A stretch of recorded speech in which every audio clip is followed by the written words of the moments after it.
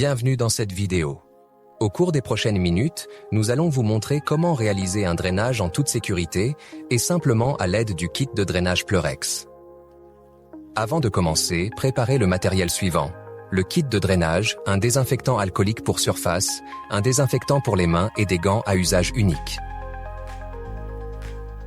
Commencez par préparer une surface de travail propre sur une table et désinfectez-la avec le désinfectant pour surface. Lavez-vous et désinfectez-vous soigneusement les mains, puis enfilez les gants.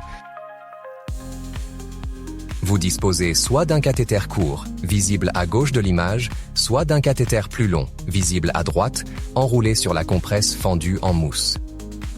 Pour les deux options, les instructions de drainage suivantes s'appliquent. Retirez délicatement le pansement recouvrant le cathéter. Veillez à ne pas tirer sur le cathéter lors de cette manipulation. N'utilisez jamais de ciseaux ni d'autres instruments.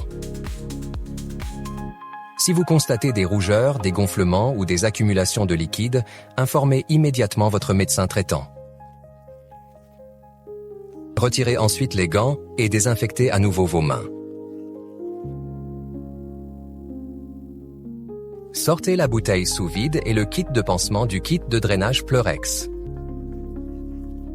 Veillez à ce que l'embout d'insertion situé sur la ligne de raccordement de la bouteille sous vide reste stérile. Ouvrez le kit de pansement et dépliez le champ bleu avec la languette orientée vers le haut. Veillez à ne pas toucher la face intérieure du champ. Saisissez les gants par l'ouverture et enfilez-les. Assurez-vous de ne toucher aucun objet non stérile avec les gants. Ouvrez l'emballage des tampons alcoolisés sans les en retirer. Retirez et éliminez maintenant avec précaution le capuchon en silicone ou de protection du cathéter. Insérez la valve de sécurité dans l'emballage d'un tampon alcoolisé et nettoyez-la par de légers mouvements de rotation. Laissez agir la désinfection pendant 30 secondes.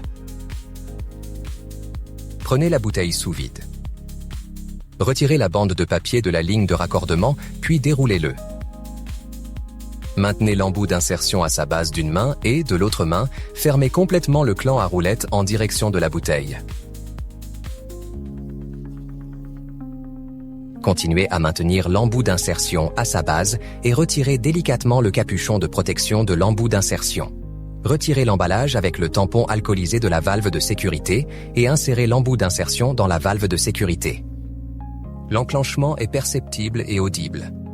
Retirez maintenant le capuchon de protection en le saisissant par la partie supérieure et en le tirant vers l'extérieur. Maintenez la bouteille d'une main et, de l'autre main, appuyez délicatement le poinçon blanc vers le bas afin de percer le film de protection.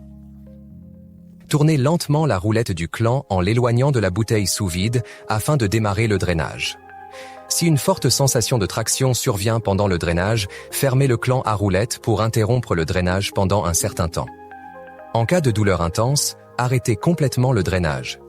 Lorsque le volume de drainage recommandé par le médecin est atteint, terminez le drainage en fermant le clan à roulette.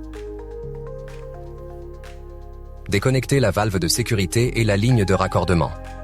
Insérez à nouveau la valve de sécurité dans l'emballage d'un tampon alcoolisé et nettoyez-la de nouveau en respectant un temps d'action de 30 secondes.